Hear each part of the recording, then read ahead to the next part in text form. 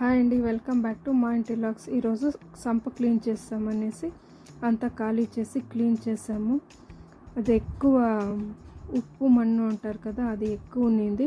3-4 buckets అంతా అయ్యింది. చాలానే ఉన్నింది మన్ను అయితే.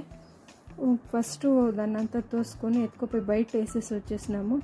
ఆ తర్వాత నీళ్ళు పోసుకొని ఇలా లాస్ట్ అది మోటార్ పెట్టేదానికి సంపులాగా చిన్నదిగా చేశారు. దాంట్లోకి తోసుకుంటే ఎత్తుకునేకి ఈజీగా అవుతుంది అనేసి దాంట్లోకి తోసేమో. ఆ మన్నంతా ఫస్ట్ నీళ్ళు ఎత్తిపోసేసి ఆ తర్వాత ఆ మన్నంతా తీసి బకెట్లోకి వేసుకొని అది పోసాము.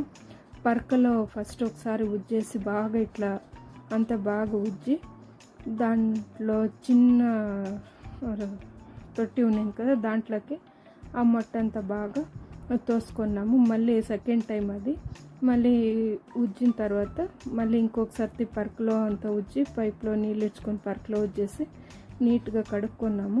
ఇంకేమన్నా ఉంటే మళ్ళీ వచ్చాయని అనేసి మంచిగా బాగుండే నీళ్ళు పోసి బాగా కడిగాము. ఆ తర్వాత ఇంకా నీళ్ళంతా ఉండే కదా, ఇట్లంతా చెల్లేస్తే ఇంకేమన్నా ఉంటే కూడా వచ్చాయని అనేసి బాగా చెల్లేసాము.